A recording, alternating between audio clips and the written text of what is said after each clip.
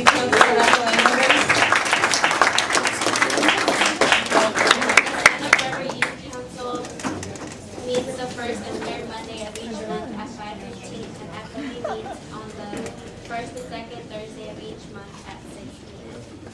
For the past several years, the Youth Council has hosted a mayor's and/or city council candidates forum to help us as teens be more in touch with our city's government, but also to help adults and teens see where our city leaders stand on issues that concern Santa Barbara's future. Tonight, we will start with the mayor's forum and follow it with the city council candidates. Our panelists that will ask the questions are from our ASB student presidents of Santa Barbara High School, Youth Council member from San Marcos, and Dos Pueblos Junior Class President. They are Lane Fisher, Amber Rowley, and Ethan Breyer. We welcome them and all our candidates for showing up tonight, as well as our audience. Before we introduce our moderator, Yeah, use the other one.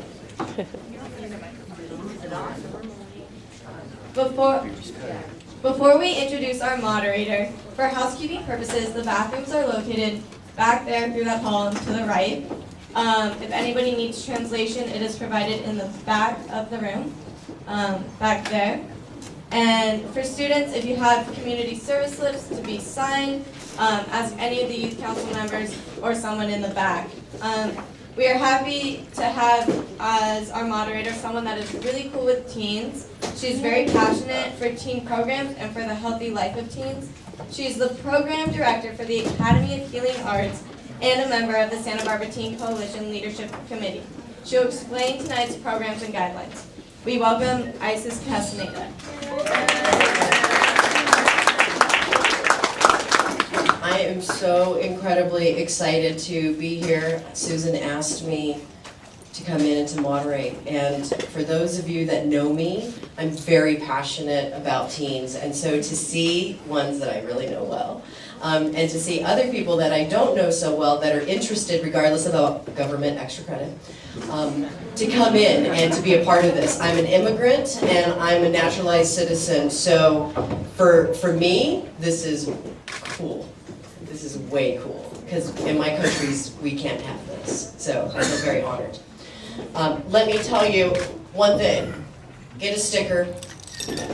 It's H2O, let's go. Santa Barbara Teen Coalition really wants teens to drink more water because it's better for you. So get a sticker. So, yes, it's a good thing. Water, it's sacred. So the questions that we, our ASB presidents and junior presidents, will be asking our candidates are questions that were received from teens from all the different high schools and from some of the youth service agencies. For our mayor's forum, each candidate will be given 1 minute opening and a minute and a half closing. They will have a minute and a half to answer the question. If time permits, we will open it up for a few audience questions. There is a basket right over there with paper and pen. So if any of you have questions, please feel free to go over there, and if we have time, we will have them answer them. Thank you. Okay, timekeeper, are we ready? So, Ethan, you're going first. Opening statements. Opening statements. I apologize. I even said it. Right. So, let's open up that. That's really bad. Can we get the other one?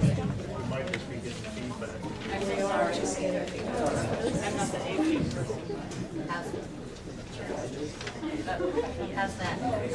Testing. Hello. Is that better? Yeah. Okay. All right, we ready? Now you can start time. Okay. Well, this is fantastic. Actually, I think this is the best attended forum that I've been to this year. Good evening. My name is Helene Schneider. I'm honored to be your Santa Barbara mayor, and hopefully I can continue to be so for the next 4 years. There's some information in the back, and I've always appreciated the Youth Council and Future Leaders of America, this type of forum, because we get into really really good issues related to youth and safety and things that we all care about very much. I'll just say very briefly in my opening statement, these last 4 years have been very difficult in terms of the budget, but the issues related to youth and programming and our teen programs has always been on the forefront. And now that we're moving forward and we're getting out of this recession, we're looking forward to making sure our library services and parks and recreation programs and connecting to the school district is as strong as possible. So I'm sure we'll have lots of great questions, but I look forward to them. Thank you.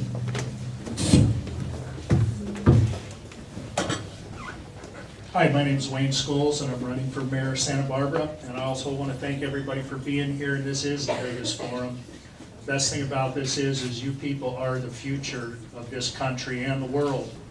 And to have people in this numbers showing up for an event that you're not even allowed to vote for yet shows your interest and shows your drive and shows your dedication to your cause. And that's what we need. We need people that are dedicated to a cause, that are intelligent, willing to work for solutions so that the world will be a better place. I've lived here 39 years in Santa Barbara. I was a teacher here. I taught in Santa Barbara School District, Ventura School District. I've also been a businessman here. But prior to that, when I was you guys' age, I was working for the Concord Recreation Department, and I had an elementary school I was in charge of, and I also did officiating for all the sports we had. And I worked all the way up until I was a umpire for Babe Ruth. So I know it's important for you guys to be able to have jobs and a future, and I'll work towards that. Thank you. Over to you, Tuesday. We'll turn that one off. Yeah, take it over there, and then we're going to share. So, So the first question is, do you think the city addresses the needs for the LGBTQ teen community, and why is this your answer? Who do you want to go first? Who goes first, moderator? I'm gonna have Mr. Scholes go first. Okay. Can I have you?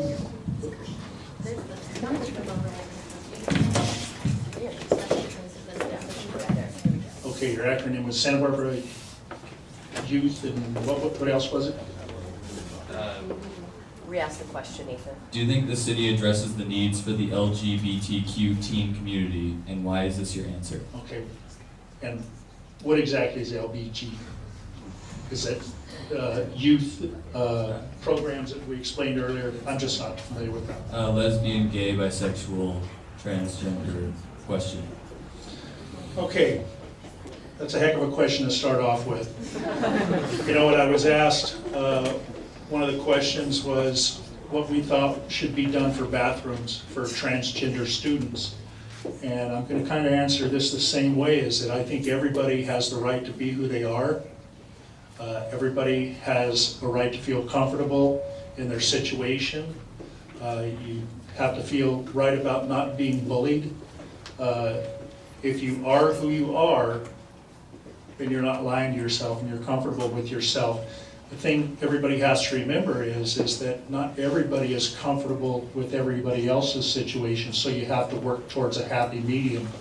And my answer to the restroom question was, should they be allowed to use which restroom, transgender students? I said, because of this comfort zone, I thought maybe they should designate a possible restroom, because that's what we do in construction. You have one for the women that are locked up and stuff. And you know, I just say that I think everybody needs to stand up and be who they are. Don't let anybody push you around, and prove who you are. Thank you. Thank you for the question. You know, a lot of policies related to the LGBT community has to do with state laws or maybe policies within the school district or healthcare, which the city doesn't directly do. But I think the role of the city is twofold. One is to create a welcoming environment, and certainly as mayor, I've been out and about and being an ally and trying to create Santa Barbara as a welcoming place and an inclusive place.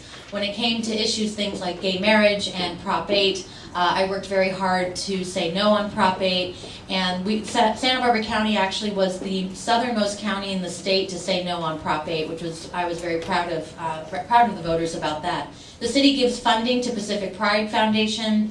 We give funding to the Pride Festival, and are available and open and welcome the AIDS Walk and the AIDS Ride that comes down. Anyone's been to Paradise Pit, which is really fun when the AIDS Ride comes down between San Francisco and LA, and the community comes together to welcome the riders, and I've been there to welcome the bikers there.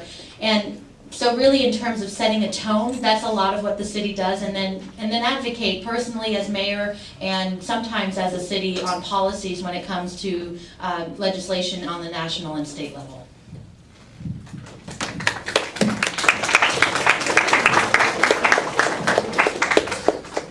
Lane Fisher from Santa Barbara High School.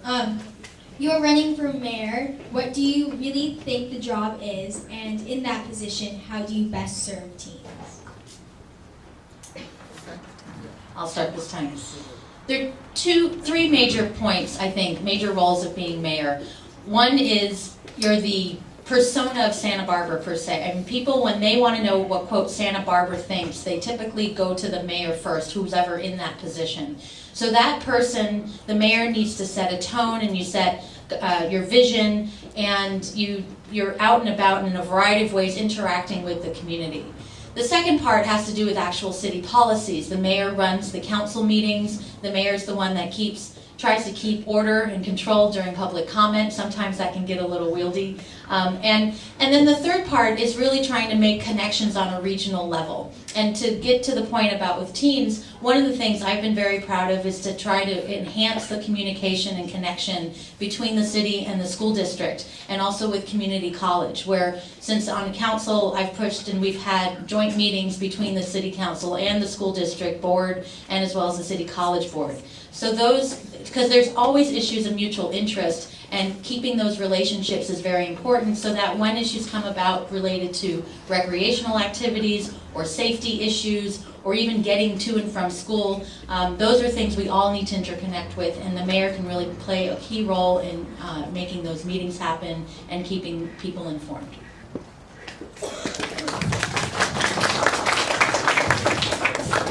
Okay, I'm going to agree with the mayor on her points of what the role of the mayor is in Santa Barbara and her job, or his job. And as far as working with the youth, I think one of the most important things in my campaign is more involvement by the public. And I think working with your groups to find out what really do you guys think you need, and how can we work towards accomplishing these things. You know, adults have certain ideas, kids have certain ideas because of the age differences and different things. We don't recognize exactly what problems might be coming up or what goals you want to achieve.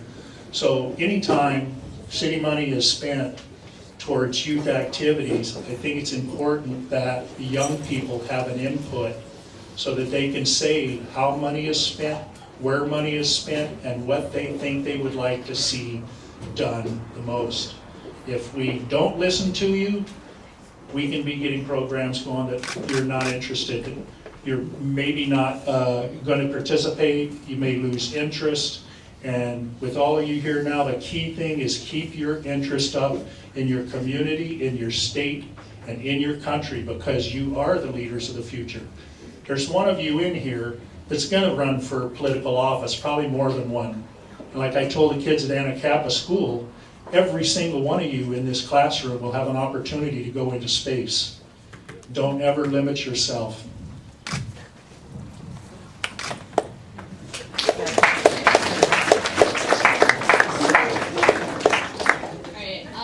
What do you propose can be done to improve youth access to recreation and positive teen activities?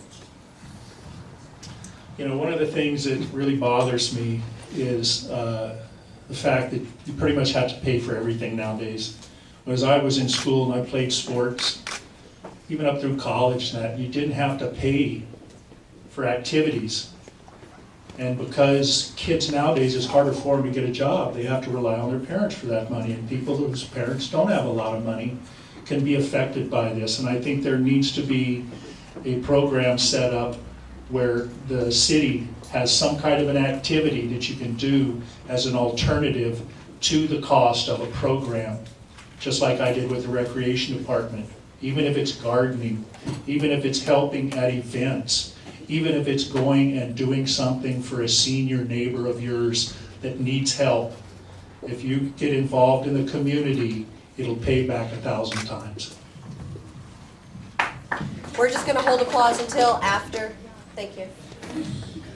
There are three major things I'll mention. One is to create opportunities that you're interested in and make sure you have access to them, which leads to the second point, which is transportation.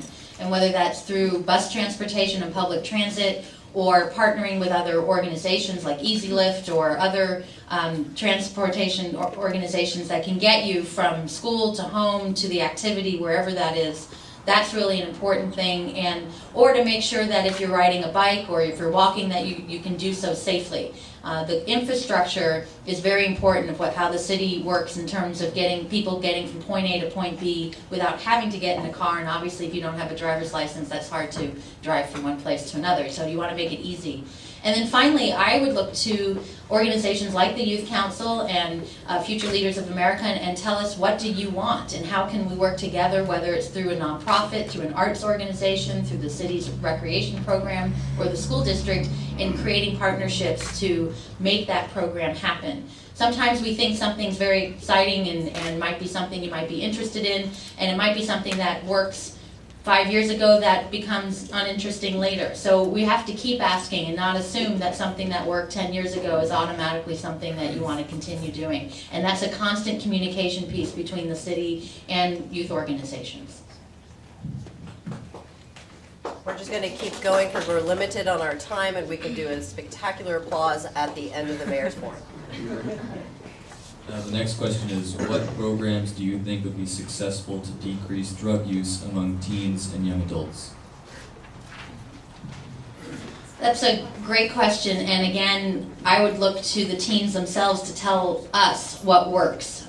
There's lots of programs out there. It's amazing how many nonprofit and social service organizations are there, and even I know the Youth Council's done programs and forums about how can we make sure that teens stay sober and feel comfortable doing so, and the peer pressure aspect is not something that leads teens to making decisions that they don't want to do but feel like they have to do.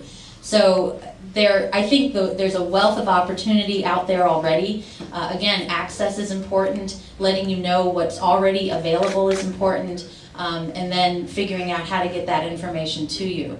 So I don't have one particular program in mind that I know that's the one that works, because frankly, it's going to depend on the individual and what you need, and making that connection between what you need as an individual and what services are there. And the city can certainly play a role as a convener and a collaborator in terms of making that connection and getting you access to the services that you need.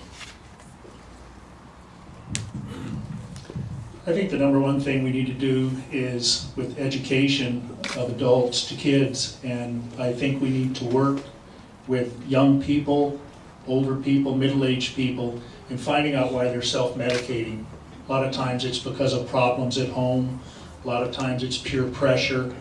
You only find this out later after the person has gone off and crashed, and you find out the hidden things that they won't tell people. And I think trying to eliminate dysfunctionalism in families and in society will go a long ways towards solving the drug problem. I don't know if you guys know it or not, but the biggest abusers of drugs in our society are the elderly, because they get prescription drugs from multiple doctors and they have certain confusions about what to take and stuff. You have to educate them too. It's education with everybody, but I think especially when you're young, you're vulnerable. People are going to try to get you to do things with peer pressure and that. I grew up in the 60s and 70s. I have friends that died in high school from drug overdoses. And I have people whose lives were ruined. But they could have been saved if somebody would have approached them to cure the problem at home.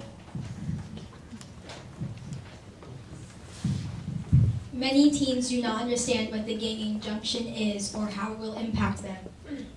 What will you do to make sure that all teens understand what it means? Okay, my understanding of the gang injunction is only going to target a certain number of people. And I don't know if it really solves the problem that we have. And there is absolutely nothing positive about gangs. I've heard there's $500,000 that we've spent already and we haven't even implemented the injunction. I think we could have spent that $500,000 a lot better. What I don't understand is when you have this organized crime syndicate, which are gangs that are running illegal operations, and you have underage kids committing crimes for you, why aren't these people prosecuted for child endangerment and child abuse? We have to go after them every single way we can, the adults that are creating this situation for these kids. And we also need to work with the families. I happen to believe that if you're having to work 3 or 4 jobs to be able to live here and you don't have time to be a parent, then maybe you should think about moving someplace else for a while so you can be that parent for that child so that they are able to grow up and be who they want to be. If the parent doesn't raise them, they will turn to somebody else in society. And unfortunately, a lot of times it's somebody that's going to offer them negative consequences. Thank you for the question. It's a very serious issue, and unfortunately, I think a lot of bad information and misinformation is out there in the community that's creating a lot of fear and apprehension.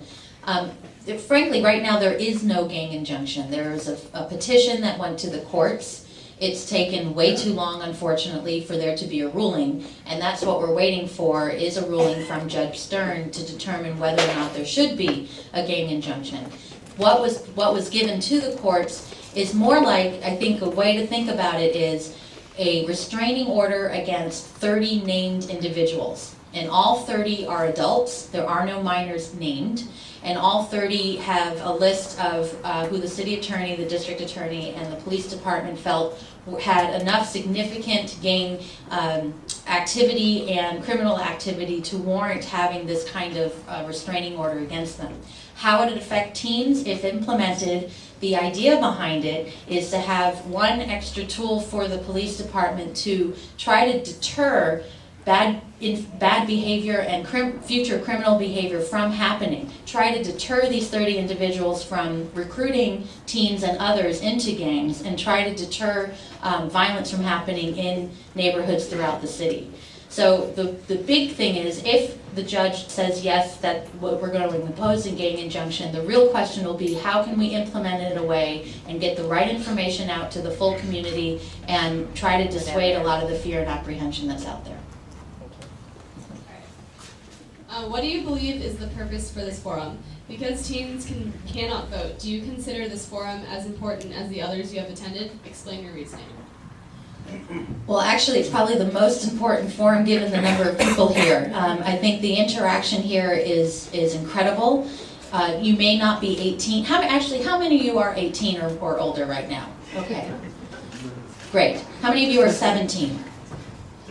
Okay. So within a year, you're going to be able to register and vote. And the sooner youth members, as soon as you turn 18, to register and vote, because if it's not this year's election, it's the next one, or the next one, or the next one. And every single election makes a big difference in terms of how it affects your day-to-day life, and how you now know what kind of issues the city's having to grapple with. Next year there's going to be a supervisor race, there's going to be a congressional race, there's going to be statewide races.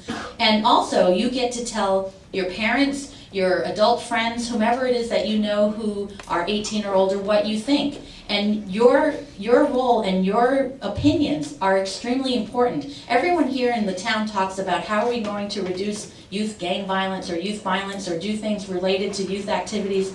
Well, if we don't get your opinions, how are we going to know what we're doing is the right thing? We need your feedback, and what you say matters. And I think it makes a big deal not only to know what the issues are, but then you can educate your adult peers who haven't been going to all the forums. Hopefully they're watching some that are online, and you can really make a difference in this election. So I really applaud you being here. Okay, when I look out and see you guys, I kind of see myself. When I graduated from high school, I actually graduated when I was 17. It wasn't because I was a straight A student, it was because of my birthday. November 30th is the last day. So When I was your age, we got draft notices. You get a letter that said, congratulations, the government has decided that you get to go to war. But we couldn't vote. They could send you off to get killed, maimed, or injured. You couldn't vote. We protested to get the voting age lowered, and it worked. You guys have power. Power in buying. Power in numbers. If you look at all of the movements, civil rights movements in this country, anybody's rights were not given over freely by the government. People had to stand up for them.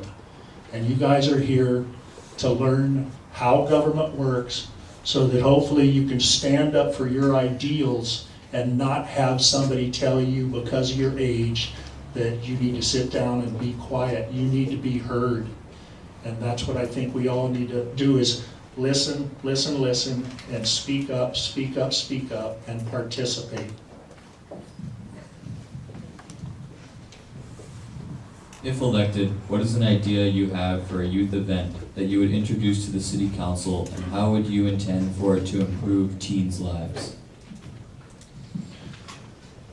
Okay, I think one of the things we can do is try to get corporations involved. Maybe, we have the Seminautica, we have other sports events, but maybe we need to have a youth sports festival.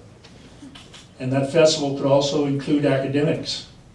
There's a lot of people in the city here, a lot of people who don't have kids or haven't had kids for a long time that know absolutely nothing about how talented you people are.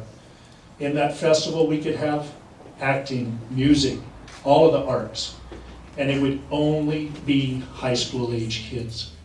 And then we could get sponsors, corporate sponsors, people that make money off you when you buy products, to donate towards these programs so that we can offer more without costing the city money. All we're doing is asking these corporations that are making millions and millions and millions of dollars off of what you buy or what you watch to give back to the people that made them as wealthy as they are. That would be my major one thing, get a youth festival.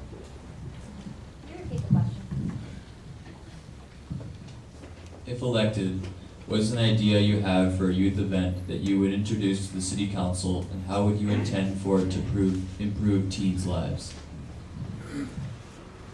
There are so many events going on already, and if you're thinking of drama or the arts or sports or you name it, there's so many events. But I think I'm going to sort of twist it around a little bit. I think to help teens' lives, there needs to be a better connection with the adult community that maybe don't have kids in the school system, for example.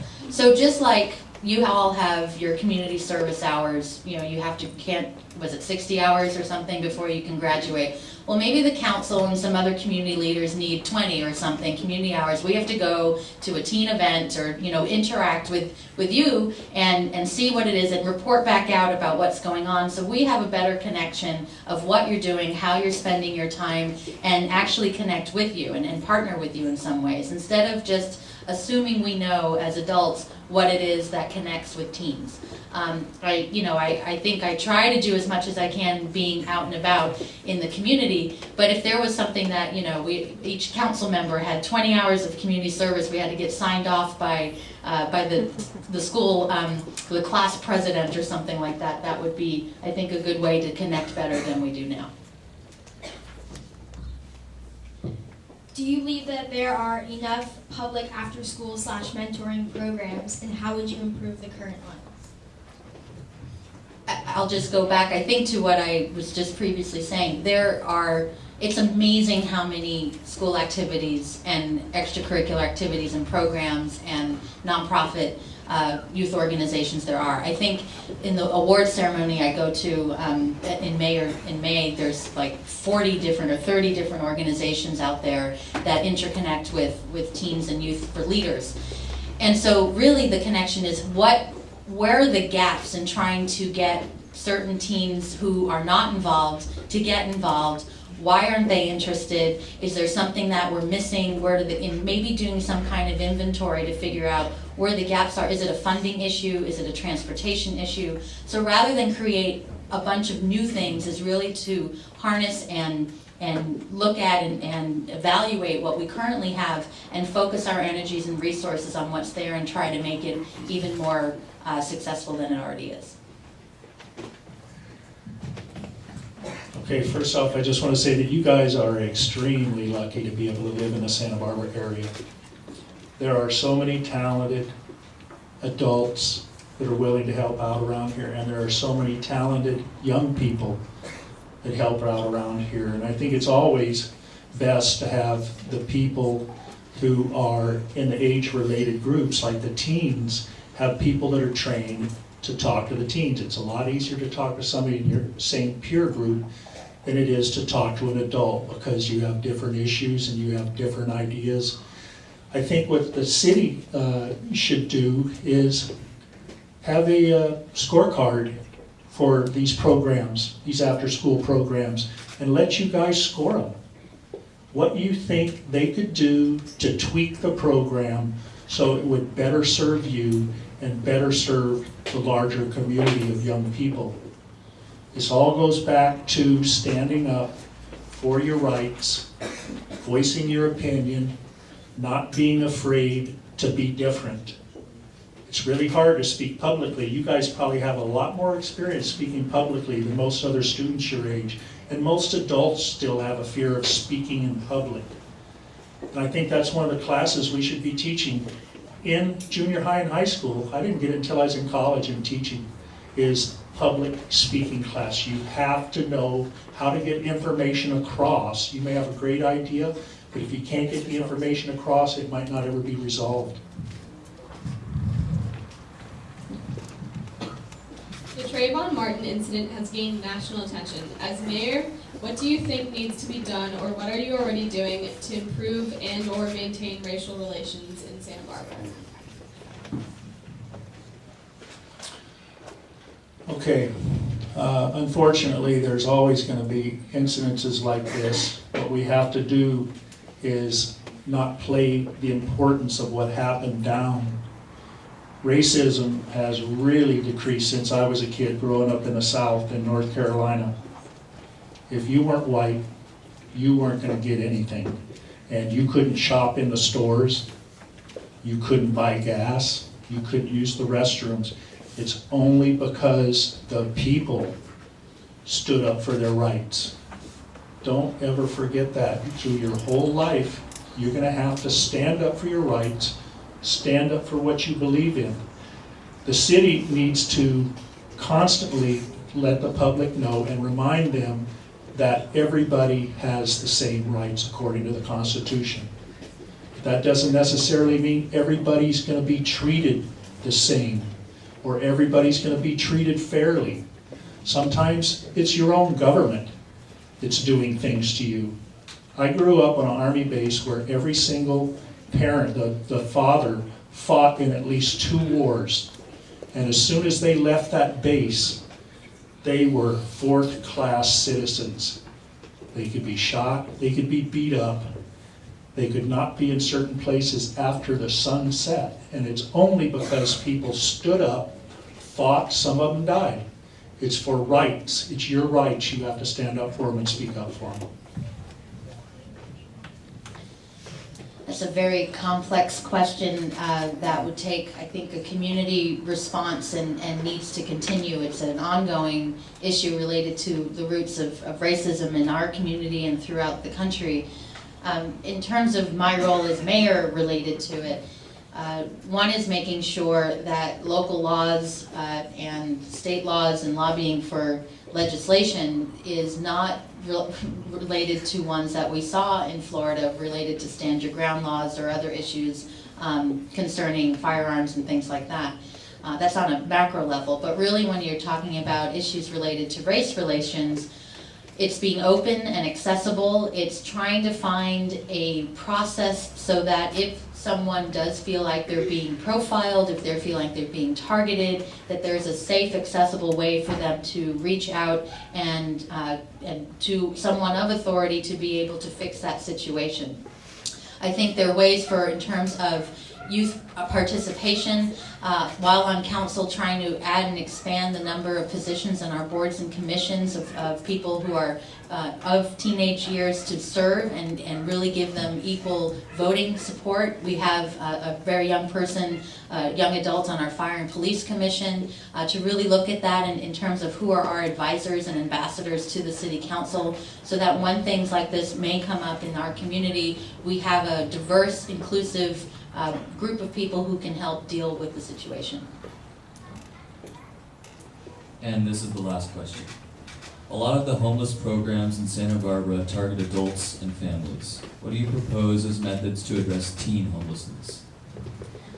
That's a great question. I've been involved dealing with issues related to homelessness ever since being on the council now for almost 10 years. And the demographic for Santa Barbara County is the majority of homeless people in the city are homeless adults. However, there are homeless teens who are here. There are services that the city does fund through Noah's Anchorage, for example.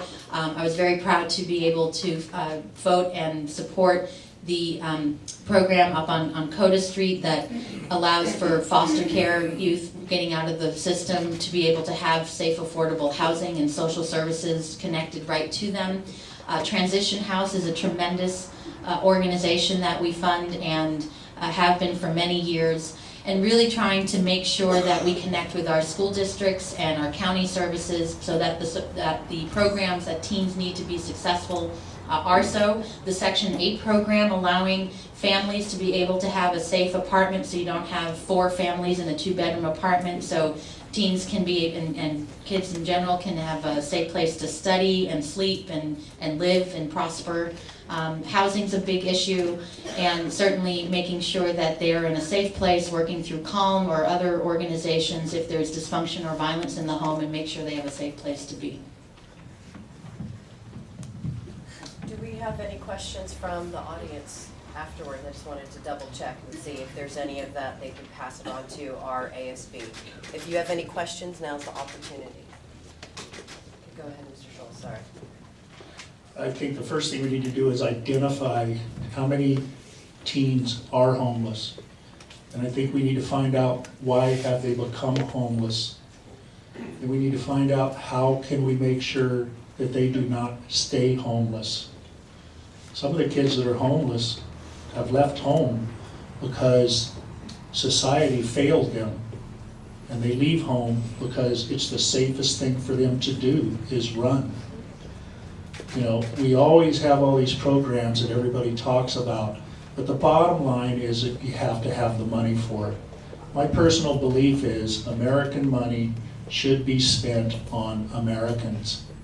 We give billions of dollars away annually to foreign countries to bribe their governments to try to do what we want them to do. That's American taxpayers' money. If I'm elected and I go to the mayor's convention, or any time I meet with any state or federal politicians, I'll be pounding the drum telling them, don't tell us you don't have the money. Stop giving it away to foreign countries until we can solve the problems in our own country. That's how you are an example. You're an example by doing what's right, not by being criticized and critical of other countries when you're not doing the same in yours. It's the same with the environmental movement. We try to tell other countries what to do, but we've lost about 90% of the wetlands in California. There's species going extinct all the time. We need to address our own problems, and we need to solve them with American money. So right now we will accept any questions from the audience. I was given notice that there's none in the anonymous basket over there, so if there are any young people under the age of 20, please, have any questions right now for either one of our candidates, great opportunity, raise your hand and participate.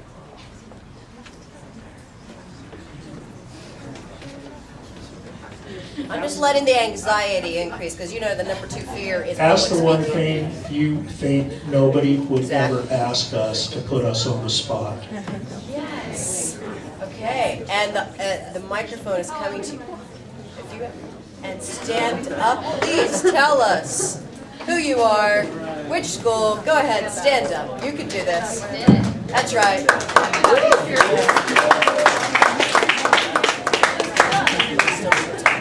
Hi, my name's Miranda and I'm from Santa Barbara High, and I wanted to ask what sorts of programs you would enforce to help special needs and handicapped teens in the high school system? Well, the city doesn't oversee the high school system's programs and services, but what the city can do with the high school is, and we do have a joint use agreement with a lot of our parks and even on school grounds, and and there's after school activities that we also try to make sure are inclusive as much as possible. But in terms of particular programs within the school district, that's something the school board has oversight over, not necessarily the city council. But I think in terms of creating access and transportation and those kind of things so that people of all abilities can get to the services that they need, that is the role of the city, and that's something that we do fund and could expand. Okay, I think the city needs to make sure we spend our funds equally and not leave any particular group out.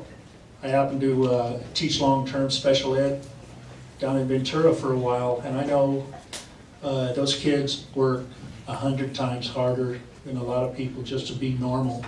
And it's not normal mentally. A lot of times it's normal physically. It's normal so that other people would look at them and not hold them back.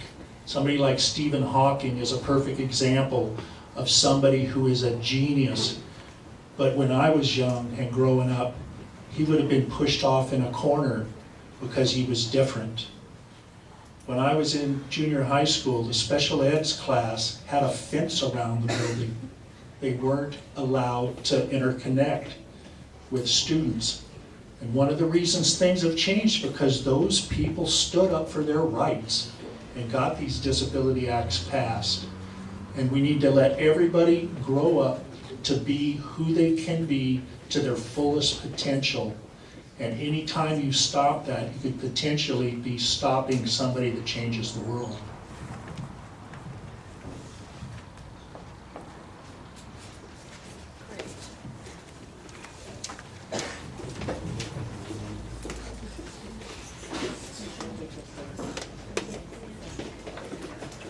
Hi, I'm Zachary. Is that on? Yeah. Okay. Yeah, there you I'm go. from Mayoral High School, and I guess this is not really team related, but I had a question on your guys' environmental policies, like clean energy, cleanups, and clean water stuff. Okay, I participated in the first Earth Day in 1970, and ever since then I've been a staunch environmentalist. I grew up in the swamps. Instead of being a mesa rat, like the kids call themselves up on the mesa where I live, we were swamp rats. We were in the woods all the time, and I tell people I'd rather be around wild animals than wild humans any day, because I know what the wild animals are going to do. Environment is where you live, what's around you. We need to protect it because, like the old saying goes, they cut down the trees and they put up a parking lot. Once you break that ecosystem, it's next to impossible to get it back. I worked with my brother, his environmental group is called Okinas. They do research on dolphins, and they found out the Santa Barbara coast now is like Scammons Lagoon for the whales in Mexico. All of the bottlenose dolphins in north of Monterey and south to San Diego, they come here and have their babies. And they do that because it's a nice, safe, clean environment. And we can't let that be destroyed. It's the same thing with the protection of non-popular species. Panda bears are real popular, but you know what? We can't ignore the other species that are being decimated because of habitat loss and destruction. We need to study all of these species because there could be something that they're doing in their life, like regeneration of crabs and lobster legs and different things like that, or even spiders, which their webs.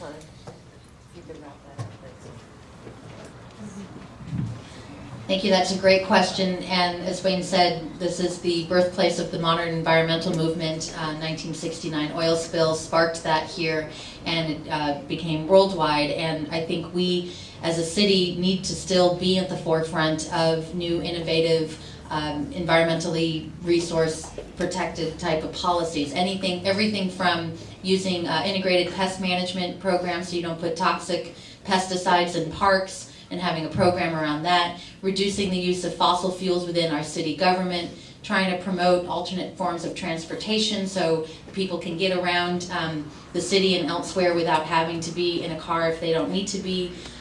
Banning plastic bags, which took 7 years to finally get a vote, and that finally happened, and that was a big process, but finally we're there on a regional basis, which is exciting.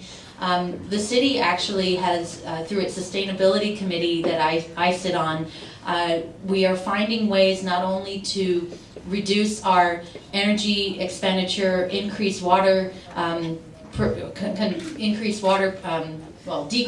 consumption, and look at reducing our trash. We're doing it in a way that actually saves us money at the same time.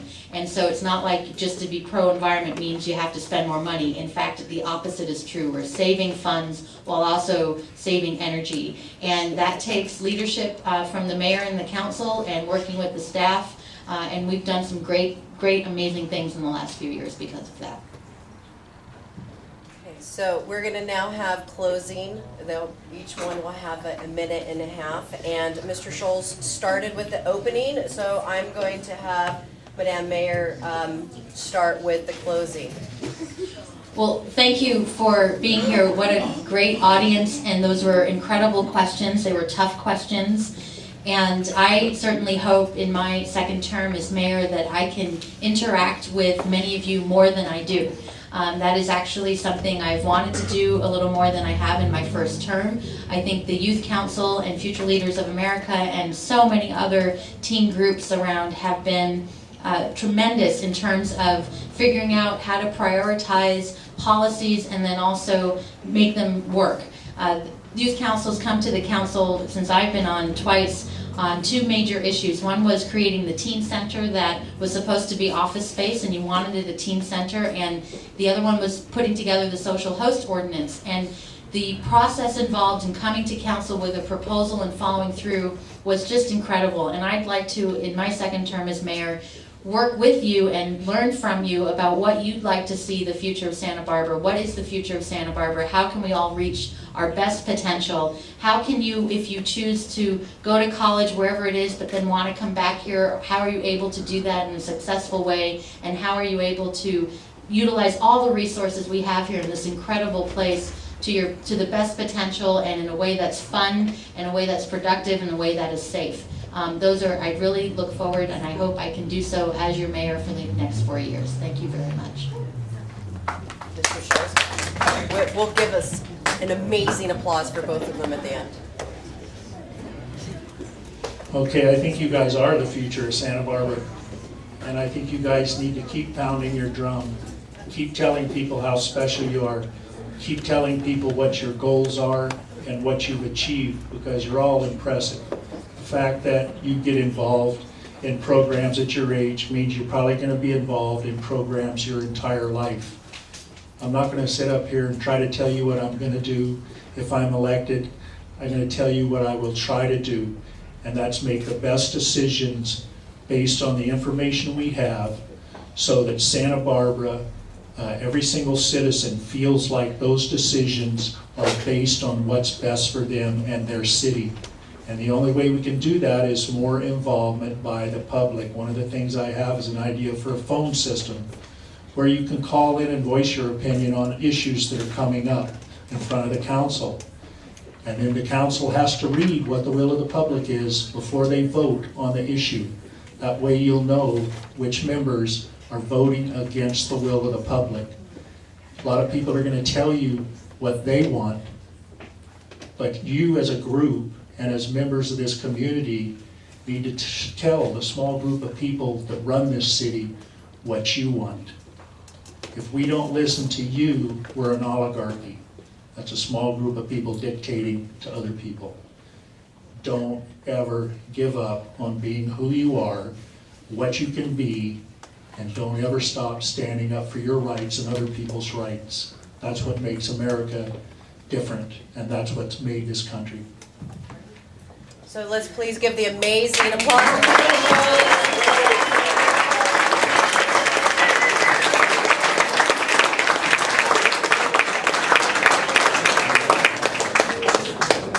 On behalf of this is so not working. Thank you, sir. I have two in the other one. On behalf of the Santa Barbara Youth Council and future leaders of America and all of the teens and not teens in the audience, we appreciate your time, Madam Mayor and Mr. Schultz. Right now, we're going to take the opportunity to have, and I'm getting the sign, a very small break. The restrooms are through those double doors. To the right is male and female, and when we say small break, we're talking about 5 minutes. Please return for the City Council.